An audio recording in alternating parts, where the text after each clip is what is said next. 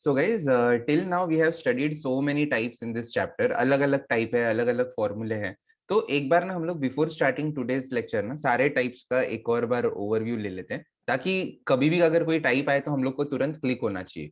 ठीक है.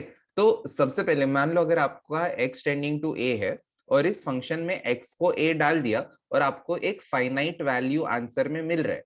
Okay, then you need not apply any method, you directly put x equal to a.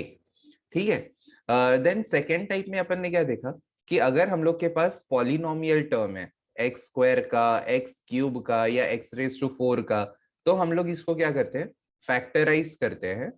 And अगर x tending to a होगा तो x minus a must be one of the factors. Okay, x square है तो quadratic कर सकते हैं, x cube या x raise to 4 है तो सिंथेटिक डिवीजन कर सकते हैं. उसके बाद अपन ने देखा सिंप्लीफिकेशन. सिंप्लीफिकेशन में type is infinity minus infinity. इसमें 0/0 आता है, इसमें इंफिनिटी माइनस इंफिनिटी आता है. तो उसमें अपन क्या करते हैं कि अगर लिमिट एक्सटेंडिंग टू a है तो इधर ना दो टाइप के डिनोमिनेटर, ऐसा p/q माइनस a/b ऐसा सपोज होगा. तो अपन क्या a/b नहीं ले सकते, a तो लिमिट ही है, लेट अस से l/m है. तो अपन क्या करेंगे, ये दोनों डिनोमिनेटर्स में x माइनस a लाने का ट्राई करेंगे. ठीक है. तो मान लो इसको फैक्टराइज किया अपन ने q को, और x माइनस a एक फैक्टर आया और उसके साथ k बच रहा है, और m का भी एक फैक्टर x माइनस a आ गया, साथ में t बच रहा है. तो अपन 1/x माइनस a को कॉमन ले लेंगे, तो इधर p/k माइनस l/t बचेगा. तो that will be equal to 1/x minus a in bracket pt minus kl upon kt, ऐसा आ जाएगा. ठीक है. फिर गाइस जब इसका एलसीएम लेते हैं ना तो ऊपर भी एक x माइनस a का टर्म आता है, x माइनस a कैंसिल हो जाता है. याद आया ये सिंप्लीफिकेशन वाला टाइप आपको? ओके, तो ऐसा अपन ने किया था. सिंप्लीफिकेशन के बाद अपन ने फोर्थ किया रैशनलाइजेशन. ओके, और गाइस रैशनलाइजेशन किसको करना चाहिए, न्यूमरेटर को या डिनोमिनेटर को? बोलो. We can rationalize both numerator और डिनोमिनेटर, और बोथ दोनों को हम लोग रैशनलाइज कर सकते हैं. और कब रैशनलाइजेशन करना है, जब under root of something plus और minus some other term. Now this other term can be square root term और a non square root term. अच्छा, तो गाइस अगर हम लोग को cube root of x square plus 1 minus x दिख रहा है, तो इसको रैशनलाइज कर सकते हैं या नहीं कर सकते? यस, बोलो. ओके, कर सकते हैं, राइट. और सो गाइस ऑनेस्टली स्पीकिंग नहीं कर सकते. क्यों नहीं कर सकते? क्योंकि अगर आपने cube root of x square plus 1 plus x से इसको मान लो रैशनलाइज कर दिया, तो ऊपर क्या होगा, a minus b, a plus b से a square minus b square. तो sir cube root of x square plus 1 इसका स्क्वायर माइनस एक्स स्क्वायर. तो अब ये क्यूब रूट का स्क्वायर लेंगे तो क्यूब रूट हटेगा नहीं, actually it will become x square plus 1 raise to 2/3 आ जाएगा. ओके. सर हम हाँ इसको बोलो. अगर a cube minus b cube वाले फॉर्मूले में करें तो कैसे करेंगे ना, a cube minus b cube b, it is actually a minus b into a plus b. अगर हाँ आपको वो एक, रैशनलाइज नहीं होगा, हाँ समझा. हाँ ओके. हाँ तो जी. गाइस रैशनलाइजिंग सिर्फ स्क्वायर रूट में होता है.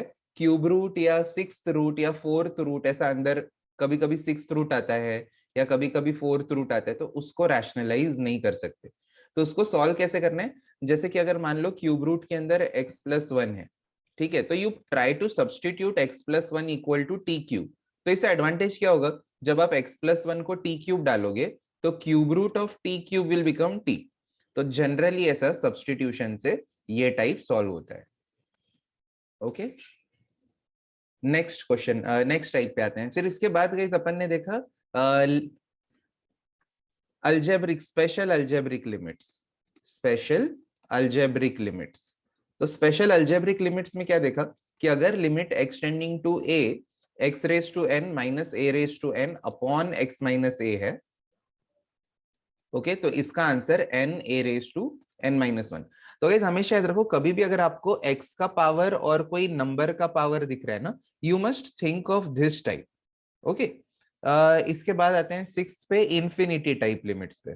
इन्फिनिटी टाइप लिमिट में अपन ने दो कंसेप्ट पढ़े कि whenever x is tending to infinity we take highest power of x common from numerator and denominator then cancel them.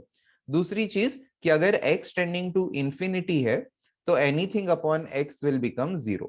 तो जहां भी अपॉन में x है और x tending to infinity है तो हम लोग उसको जीरो डाल देंगे. देन उसके बाद आए थे अपन ट्रिगो पे. ओके तो ट्रिगो यूजिंग फैक्टराइजेशन. अब ना ट्रिगो के तीन टाइप है. ट्रिगो यूजिंग फैक्टराइजेशन, फिर उसके बाद है स्पेशल ट्रिगो और उसके बाद है सब्स्टिट्यूशन.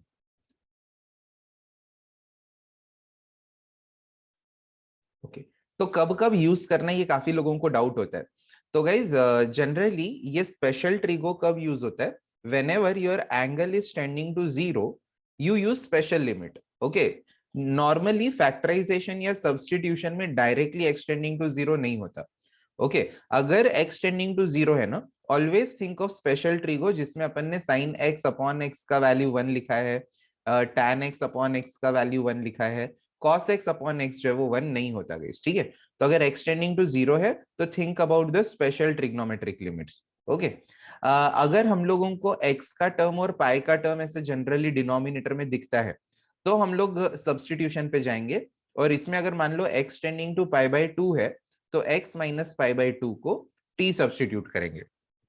तो ये अपना सब्स्टिट्यूशन है. और फैक्टराइजेशन कब यूज करना है? जब ना गाइस क्वेश्चन के अंदर x का टर्म नहीं है, अकेला x है ही नहीं, साइन x हो सकता है, cos x हो सकता है, tan x हो सकता है, सारे ट्रिगो के टर्म होंगे बट x का टर्म होगा ही नहीं. ठीक है you will not see any x term. तो इसी तब हम लोग क्या करेंगे, ट्रिगो को फैक्टराइज करेंगे and we will cancel out the term जिसके वजह से 0/0 फॉर्म आ रहा है. Okay here I will take 1 minute का पॉज. कुछ तो डाउट है सर? और दो तीन डिटर्मिनेंट फॉर्म है वो कैसे सॉल्व करेंगे? एग्जांपल 1 की पावर वो आ जाएगा है नल फिर उसका. Yes Pranjal I remember that. फिर ट्रिगो. ओके ओके चलो लोगों ने से टाइप सी लिखे हैं, बहुत ही अच्छी बात है. और नेक्स्ट गाइस लेटेस्ट अपन ने लास्ट लेक्चर में एक्सपोनेंशियल लिमिट सीखा था. एक्सपोनेंशियल लिमिट्स में देखा दो टाइप है. Limit extending to zero a raise to x minus 1 upon x होगा तो log a आएगा और अगर e raise to x minus 1 upon x होगा तो 1 आएगा. ठीक है मतलब log e आता है और log e यानी ln e विच इज 1. अच्छा गाइज यहाँ पे log का बेस नहीं दिया है मतलब क्या होना चाहिए? 10 होना चाहिए या e होना चाहिए या a होना चाहिए? बताओ. इस फॉर्मूला में log का बेस नहीं दिया है मतलब क्या होना चाहिए? यस गाइज अरे बोलो, बताया था मैंने. ई होना चाहिए ना. अनम्यूट करके मत बोलो ना. हाँ सर मैंने एक्चुअली चैट पे 2 बार लिख चुका, आपने देखा ही नहीं. हाँ मैं देख रहा हूँ. मैं अभी बहुत देर बाद आए लोगों के मैसेजेस. मैंने जब तक ऐसे 2-3 बार पूछा उसके बाद आने लगे. तो देखो मेजोरिटी लोग बोल रहे हैं कि 10 आएगा बट नहीं गई. हमेशा याद रखो जब भी हम लोग ये पूरा कैलकुलस पढ़ रहे हैं ना, कैलकुलस सेक्शन मतलब limits, continuity, derivative, integration, differential equation, तो ये पूरे में अगर लॉग का बेस नहीं दिया मतलब वो ई होगा. अगर उन्हें कुछ अलग बेस देना है तो they will specify in the question log to the base 10 या log to the base 2. Question वाले बताएंगे आपको लॉग का बेस. कुछ नहीं दिया मतलब हम लोग ने उसको ई ले लेना है. ठीक है सो अब हम लोग आज का टाइप स्टार्ट करते हैं. Just a minute guys. देखिए एक ही मिनट में स्टार्ट करेंगे.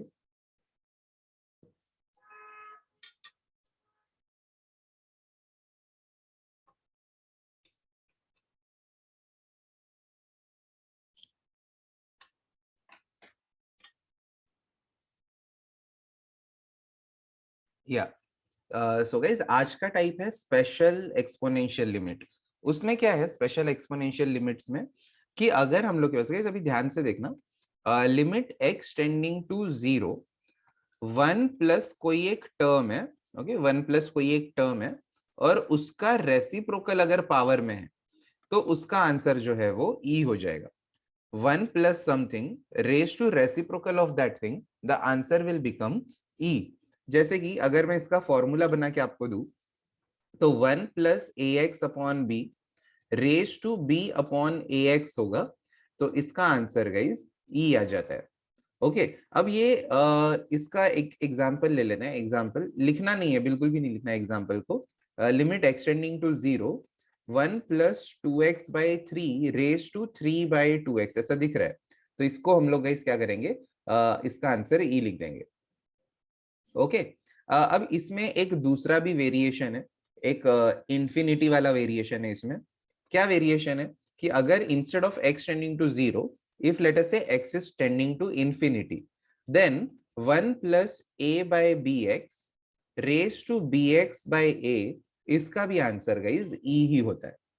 ओके तो आपको लगेगा अरे ये कौन सा टाइप है और ये ऐसा क्यों, मतलब दोनों क्यों फॉर्मूले वैलिड है? Because this both the formulae are of the form 1 raised to infinity, both are of the form 1 raised to infinity। अभी देखते हैं कैसे ये 1 raised to infinity होते हैं। मान लो ये ब्लैक कलर का जो फॉर्मूला लिखा है, इसमें मैंने x को डायरेक्टली 0 लिख दिया।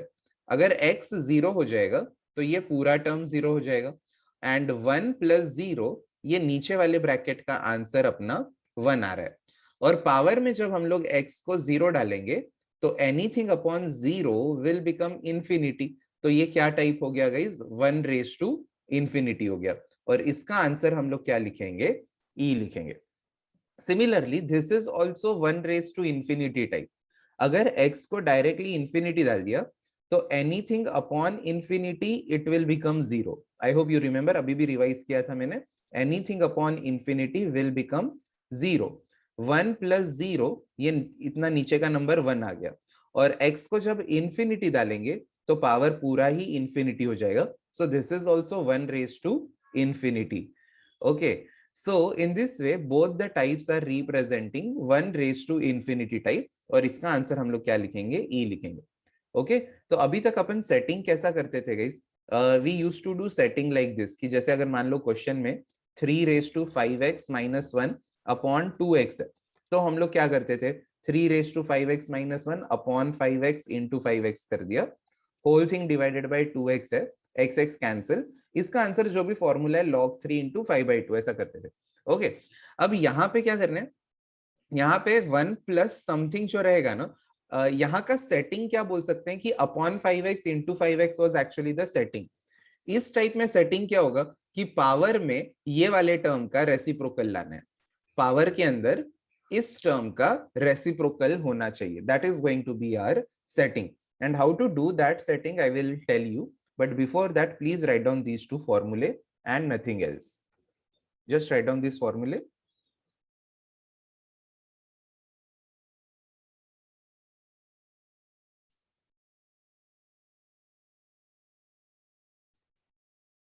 तो कुछ लोगों का डाउट है कि 0 के जगह पे 3 होता तो क्या होता।